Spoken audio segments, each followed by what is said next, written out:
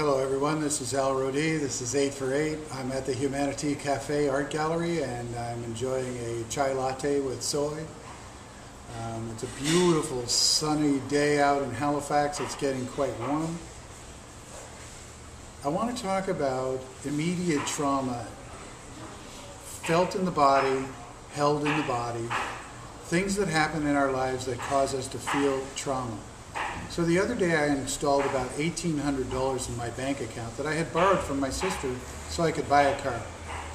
I used some of that money to pay a couple of bills, and then I really didn't think too much about it. I had an appointment on Monday afternoon to look at a car that I thought I might buy, and so this money was in the bank Friday, and on Monday afternoon I went looking at my account just to make sure I knew how much I had there.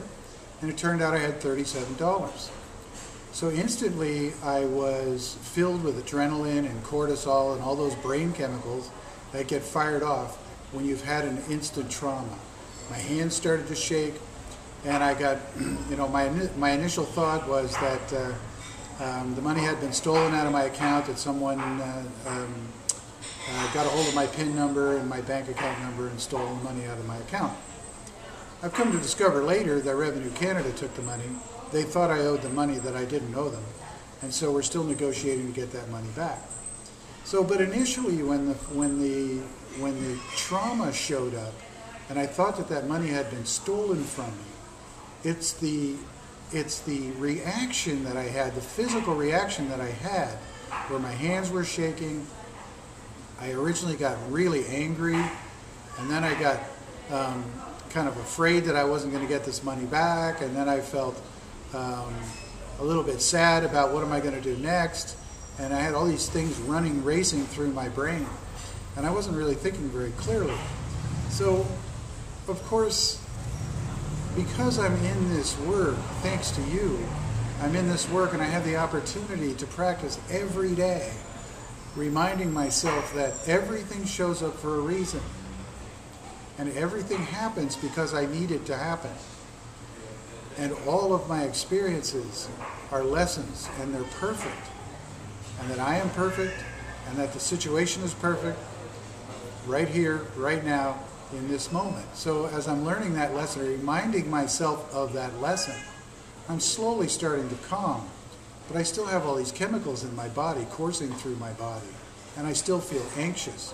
So there's a mixed message going on. I'm safe, I'm okay now, I'm not safe, I'm afraid, somebody stole my money, I don't know where it is, am I ever going to get it back, how am I going to buy this car, what am I going to tell this guy who's holding the car for me, all of these things that were going on in my mind.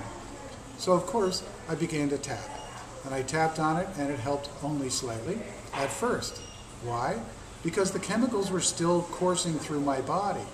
The tapping works on the emotional state, but I had already fired off all of the cortisol, all of the adrenaline, and all of the associated other brain chemicals that go with fight or flight syndrome. So I was in a state of instant trauma, and I was still clearing that out of my system. Now, it also helped that I have 2 loving and caring roommates. And so I went down and told them about it, and they were empathetic, and one of them, Susan Johnstone, who works with energy work herself, just kind of cleared the energy field in the moment, and I felt a little bit more relaxed.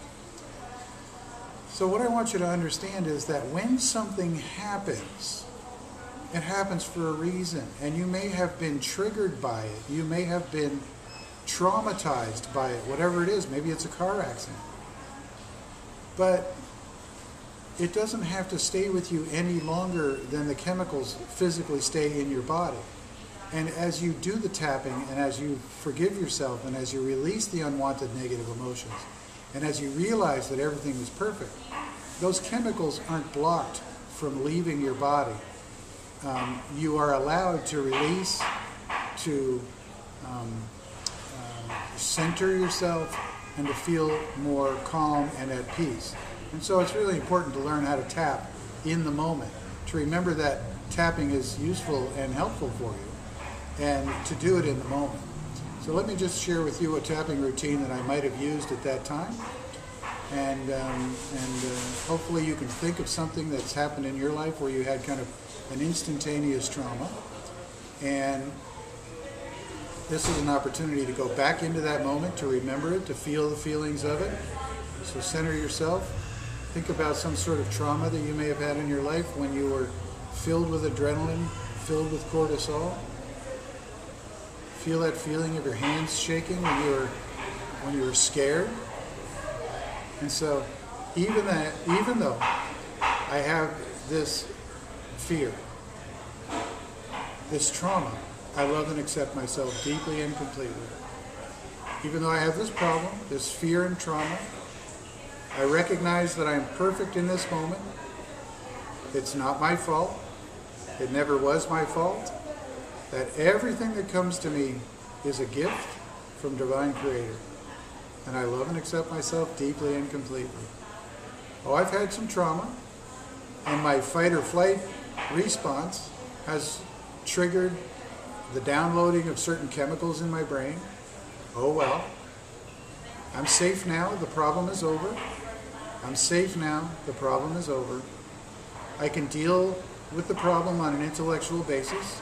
I don't need to be upset or blame anyone or be angry or hold any guilt and shame about all of those feelings. I love and accept myself deeply and completely. I had this trauma. It fired off some brain chemicals that made me feel anxious. Oh well. I allow myself to center and downregulate. I love and accept myself in this moment. I love and forgive myself in this moment. I release the trauma. I release the chemicals. I allow my body to downregulate and be centered. I am filled with peace and joy. I am balanced. I am whole. I am perfect in my imperfection and in my perfection. I love and accept myself deeply and completely. I had this problem. Oh well, that's not who I am. It's just something that happened, and it too will pass. It too will pass. It too will pass. Every day in every way, every moment in every way, I am getting better and better. I love you. I'm sorry. Please forgive me, and thank you.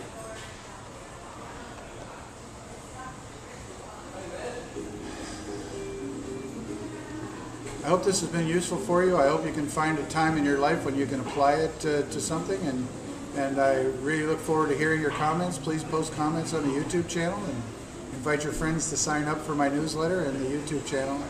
I love you. I'm sorry. Please forgive me, and thank you. And we'll see you next week.